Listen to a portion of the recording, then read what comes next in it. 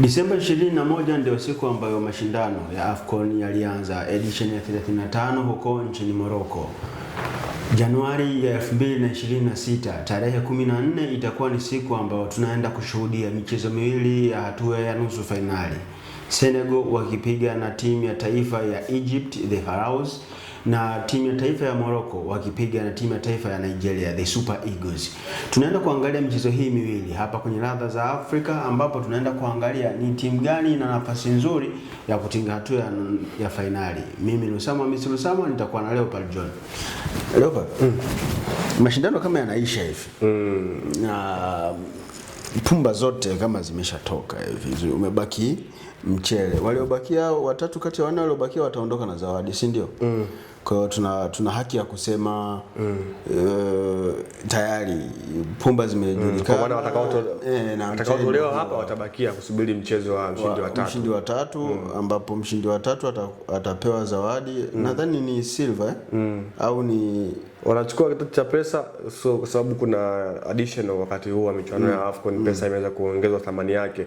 Kwa hiyo kuna kitu ambacho huenda wakakipata. Lakini kuna test ambayo inapatikana katika nusu finali ya mwaka huu huko nchini Morocco, kwa maana ya wakia mataifa manne ambayo mawili yanatokea ukanda wa UNAF na mawili yanatokea ukanda wa WAF, kwa maana magharibi mwa Afrika. Senegal hawa ndio ambao katika mwendelezo ya matukio ya AFCON ama michuano ya AFCON ndio wamekuwa wana wakati mzuri kwa hivi karibuni, kwa maana wao ndio wana record ya kuchukua hili taji kwa miaka ya hivi karibuni, kwa maana katika karne ya 21 walitoa hili taji mwaka 2021 michuano ya AFCON iliyofanyika pale nchini Cameroon. Lakini Nigeria wao kumbukumbu yao katika karne ya 21 ni kufika hatua ya finali msimu uliopita wa AFCON, kwa maana mwaka 2023. Huko nyuma miaka 2012 kama 13 ndio mara yao walichukua ubingwa. Yeah, of course wana makombe matatu ya michuano ya AFCON Nigeria. Mystery wao wanaukata miaka takriban 15 sasa, wamekaa bila kuchukua ubingwa wa AFCON. Ndio wamekuwa wana fika finali kama mwaka 2017 walipoteza mbele ya Cameroon. Desemba mwaka 2021 walifungwa dhidi ya Senegal. Lakini kwa upande wa Morocco wao wenyeji wao wana muda mrefu kweli. Nafikiri takriban 2 generations zimepita pasipo kuona wakitoa ubingwa. Maana yake tangu mwaka 1976 mpaka hii leo ni muda mrefu kweli. Lakini mwaka 2004 ndipo walifika finali. So tunakwenda kushuhudia kana kwamba kila timu inatamani kuweza kuweka rekodi yake nyingine katika huu mwaka. Tumeshuhudia Senegal walifika finali mwaka 2019, walipoteza mbele ya Algeria. Wakafika finali mwaka 2021 wakatoa ubingwa, lakini mwaka huu pia wapo katika hatua nzuri ya kukaribia ubingwa. Lakini kwa mechi moja tukaanza kuzungumza mechi ambayo watu wengi wamekuwa wanaisubiria kwa hamu, ni kati ya mwenyeji Morocco dhidi ya Nigeria. Tumeshuhudia Nigeria amekuwa wana mwendelezo mzuri katika hii michuano. Ni miongoni mwa timu ambazo mpaka hivi sasa wao ndio wanaongoza kwa kuwa na mwendelezo mzuri katika hii michuano, wakiwa wamefunga mabao mengi. Tukumbuke Nigeria hawa walifika finali katika AFCON iliyopita, wakafungwa dhidi ya Ivory Coast bao 2-1 katika ule mchezo. Safari hii nao pia wapo katika hiyo njia ya msimu uliopita. Ni wazi wamejaribu kuonyesha ulimwengu na Afrika kwamba wao ni timu ya aina gani, na mwaka jana hawakufanya kwa bahati mbaya, ulikuwa ni mkakati. Nigeria mpaka kufika finali ni mchango mkubwa ambao umetoka kutoka kwa kocha Eric Shere, kocha wa zamani wa timu taifa ya Mali, na huyu ni Mali ambaye ana asili ya Ufaransa, lakini pia Ivory Coast. Tumeshuhudia pia katika kujiunga kwake na Mali na Nigeria amekuwa na mchango takriban kwenye mechi 16, amefungwa mechi moja tu dhidi ya Kongo ambayo ilikuwa ni kufuzu katika michuano ya World Cup.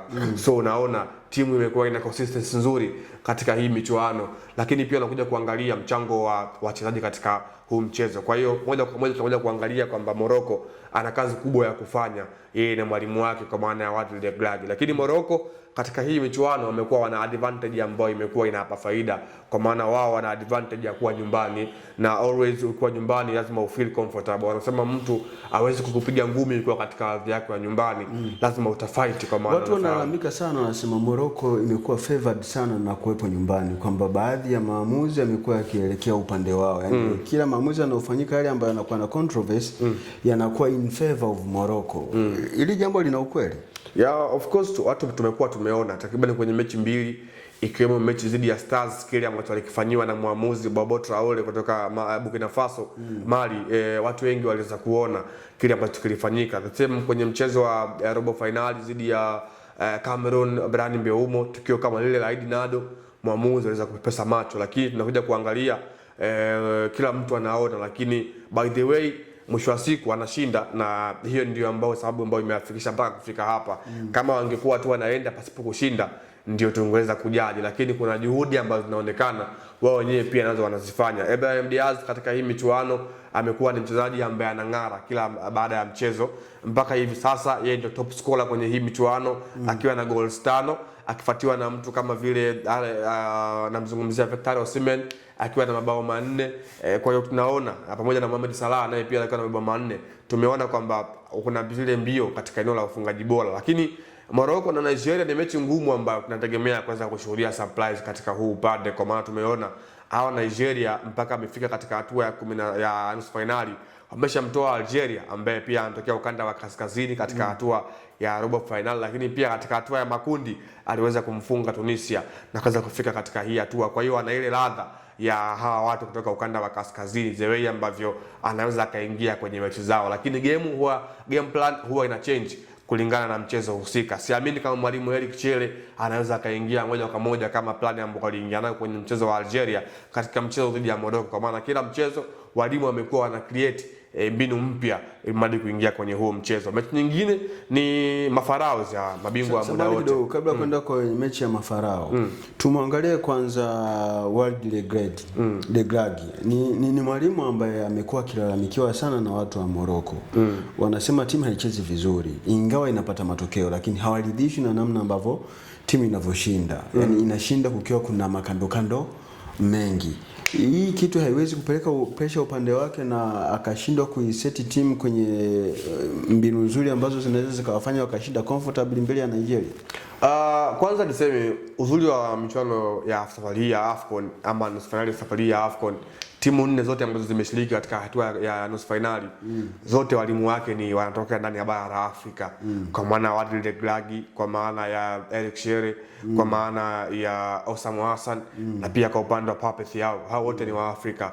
Nigeria peke yao ndio hawana kocha mzawa, kwa maana Eric Chelle yeye ni raia wa Mali, lakini mengine matatu yote ni wazawa pale.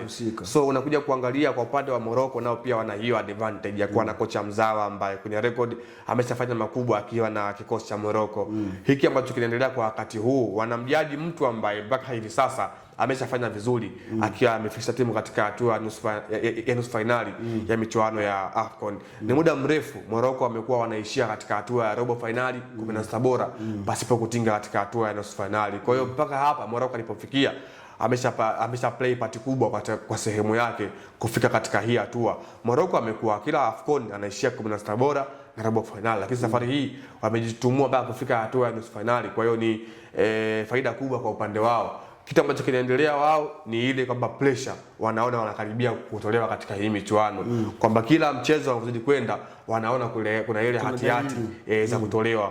Walianza dhidi ya Stars, mechi ilikuwa ngumu kwa upande wao.